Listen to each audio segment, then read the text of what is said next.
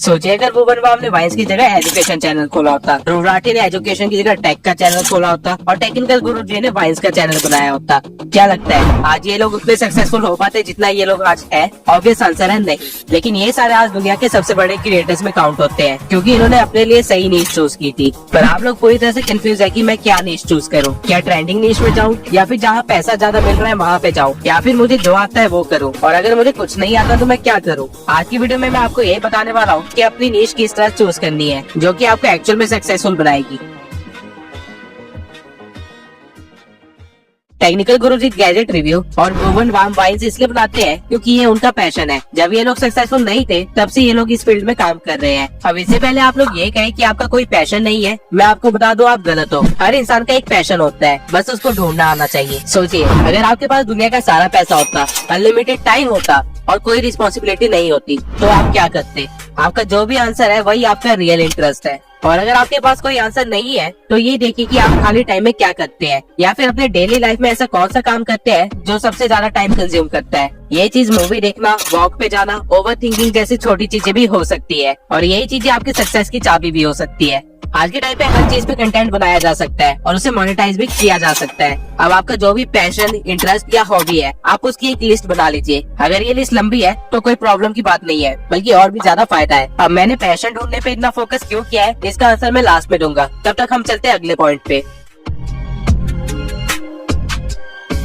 अब आपके पास कई सारी चीजें होंगी जिसमें आपका इंटरेस्ट है या फिर जिसकी आपको थोड़ी सी नॉलेज है, लेकिन हम इन सारी चीजों पे अपना चैनल नहीं बना सकते, इसलिए हम लोग इसे और ज्यादा नैरो डाउन करेंगे। आपको ये पता करना है कि जो आपका इंटरेस्ट है उसके लिए कोई मार्केट अवेलेबल है या नहीं, और अगर नहीं है तो किस तरह उसको क्रिएट किया जा सकता है। इजी लैंग्वेज में समझाऊं तो मान लीजिए आपका इंटरेस्ट मूवी देखने में है और आप अच्छे से जानते हैं कि आपके आसपास जितने लोग हैं आप उन सबसे ज्यादा मूवीज देखते हैं, तो आपको मूवी मार्केट को थोड़ा सा एक्सप्लोर करना है। आपको देखना है कि मूवी से रिलेटेड किस किस चीजों की डिमांड है और क्या चीजें ट्रेंडिंग पे चल रही है। फॉर एग्जाम्पल मूवी से related summaries, recommendations, reviews, reactions, इन सब चीजों की डिमांड है, तो आप इसमें से कुछ भी अपने इंटरेस्ट के अकॉर्डिंग चूज कर सकते हैं। और जिन चीजों की डिमांड नहीं है उनकी डिमांड बनाई जा सकती है। फॉर एग्जाम्पल अब मूवी रिलीज होते टाइम किसी को नहीं जानना कि मूवी में क्या गलतियां हैं, लेकिन किसी के अंदर अगर कमियां निकालने का टैलेंट है तो उसने उस चीज को यूज किया और कंटेंट बनाया जिसको लोगों ने कंज्यूम भी किया। अब ये तो आप तब कर सकते हैं जब आपके पास ऑलरेडी एक एग्जिस्टिंग मार्केट हो, लेकिन जब आपके पास ऐसा कुछ ना हो तो आप क्या करेंगे? आपको अपने कंटेंट के लिए एक सुटेबल मार्केट देखनी है जिसके साथ आप ब्लेंड कर सके लेकिन फिर भी आपकी यूनिकनेस बनी रहे। फॉर एग्जाम्पल मैंने कहा था कि ओवर थिंकिंग अगर किसी का पैशन है तो उस पर भी कंटेंट बनाया जा सकता है, और इसका एग्जाम्पल ये रहा।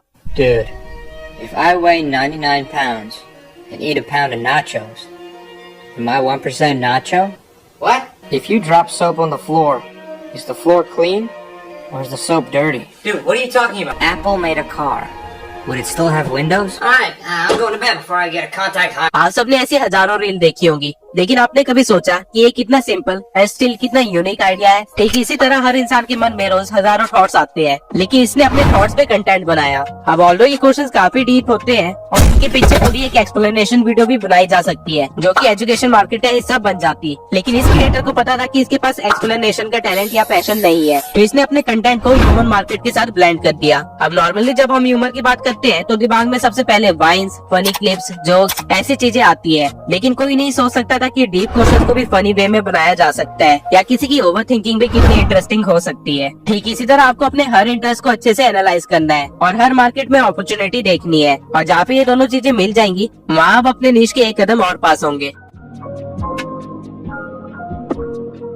अब हर चीज जिसकी मार्केट में डिमांड है जरूरी नहीं कि उसकी वैल्यू भी उतनी हो। निश डिसाइड करते टाइम मनी हमेशा एक इम्पोर्टेंट फैक्टर रहेगा, लेकिन सिर्फ मनी के बेसिस पे अगर आप निश डिसाइड करेंगे तो आपका फेल होना ग्रांटेड है। और रीजन आपकी वीडियो नहीं होगी बल्कि आपका माइंड होगा, क्योंकि जो चीज आप सिर्फ पैसों के लिए करते हैं उसे आप एज ए जॉब करते हैं, और अगर आपने यूट्यूब को एज ए जॉब किया तो कभी न कभी आप फ्रस्ट्रेट होकर इसे छोड़ने की कोशिश करेंगे या फिर निश चेंज करते रह जाएंगे। यूट्यूब एक बिजनेस है ना कि जॉब, और बिजनेस हमेशा वही करना चाहिए जो आता हो, न कि वो जो दिखने में अच्छा हो। यूट्यूब की हर निश की वैल्यू अलग है, अगर मैं इनको सीक्वेंस में लगाऊं तो ये कुछ ऐसा बनेगा। अब मार्केट एनालिसिस के बाद आपको ये देखना है कि आप अपनी नीश से कितना जनरेट कर पाएंगे। अब आपको एक एग्जैक्ट नंबर तब तक पता नहीं चलेगा जब तक आपका चैनल मोनेटाइज नहीं हो जाता, लेकिन आप एक अप्रॉक्स लेके चल सकते हैं जहाँ पे आप इस लिस्ट की मदद से और स्पॉन्सरशिप को ऐड करके खुद की एक लिस्ट तैयार कर सकते हैं। फॉर एग्जाम्पल एनिमेशन नीश में व्यूज तो बहुत आते हैं, लेकिन यूट्यूब से पैसे बहुत कम मिलते हैं। पर इसकी स्पॉन्सरशिप में और कंटेंट क्रिएशन के वर्क में लाखों जनरेट किए जा सकते हैं। वहीं फाइनेंस में व्यूज तो कम आते हैं, लेकिन यूट्यूब से पैसे बहुत ज्यादा मिलते हैं और स्पॉन्सरशिप भी बहुत ज्यादा मिलती है।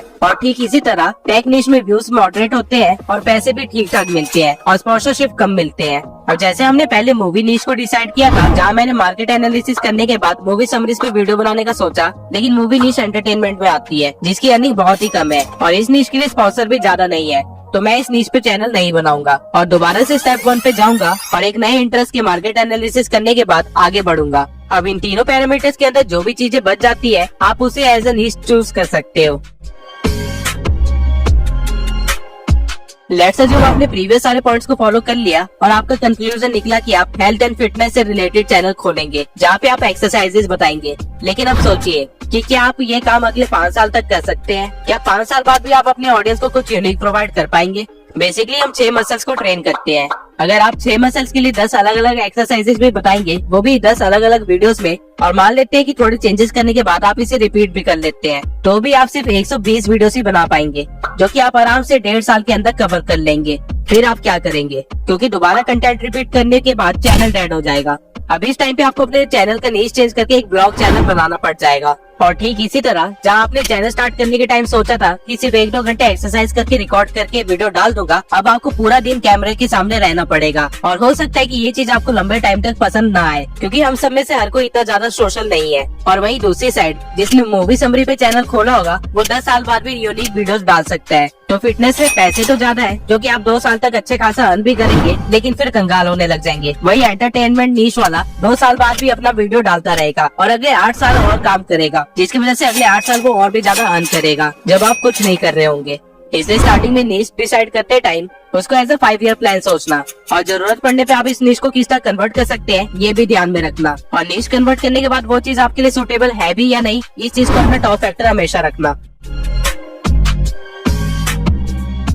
YouTube पे 114 मिलियन से भी ज्यादा चैनल्स है और बहुत ज्यादा चांसेस है कि आपने जो भी नीश डिसाइड की है उसमें ऑलरेडी कई सारे प्लेयर्स होंगे जो कि आपकी ऑडियंस को ऑलरेडी ट्रैप करके बैठे होंगे। तो आप उनको बीट कैसे करेंगे? या फिर कंपटीशन को देख के नीश चेंज कर लोगे? आपको ऐसा कुछ भी नहीं करना है। और यही रीजन है कि मैंने स्टार्टिंग में आपको अपना पैशन ढूंढने के लिए कहा था। अगर आपका कोई पैशन है या किसी चीज में आपका इंटरेस्ट है, तो आपको अपनी कंपटीशन की फिक्र करने की कोई जरूरत नहीं है, क्योंकि आपका कंटेंट खुद में यूनिक बन जाएगा। Let me explain it. अगर आपका किसी नीश में इंटरेस्ट नहीं है, तो आपको उसकी ज्यादा नॉलेज नहीं होगी और वीडियो बनाने के लिए आप यहाँ वहाँ से इन्फॉर्मेशन कलेक्ट करेंगे या फिर अपने ही कॉम्पिटिटर्स की वीडियो को मर्ज करके एक कंक्लूजन वीडियो बना देंगे। अब क्योंकि आपको ज्यादा नॉलेज नहीं है, तो आप अपनी ऑडियंस के लेवल पे ही हो और आपकी ऑडियंस भी ठीक उसी तरह रिसर्च करेगी जिस तरह आपने की थी, जिसकी वजह से उसको आपके चैनल पे कोई भी यूनिक वैल्यू प्रोवाइड नहीं होगी। और बाय चांस अगर उसने आपके कॉम्पिटिटर्स की वीडियो देख रखी होगी, तो उसको पता होगा कि आपकी वीडियो देखने का कोई फायदा नहीं है, जिसकी वजह से वो सब्सक्राइब नहीं करेगा और एज अ रिजल्ट आप फ्रस्ट्रेट होने लग जाएंगे और चैनल बंद कर देंगे, क्योंकि ये आपका पैशन नहीं था और आपको कोई भी मजा नहीं आ रहा था ये करते हुए। आपने सिर्फ ग्रोथ के लिए इस नीश में चैनल बनाया होगा और वो न मिलने पे आप डिमोटिवेट हो चुके होंगे। वहीं अगर आपने अपने पैशन या इंटरेस्ट पे नीश डिसाइड की थी, तो आपके पास एवरेज से ज्यादा नॉलेज होगी, जो कि लोगों को पसंद भी आएगी और आप ग्रो भी करेंगे। और अगर ग्रोथ में टाइम लगता भी है, तो भी आप इंजॉय कर रहे होंगे, जैसे कि भुवन वाम ने किया।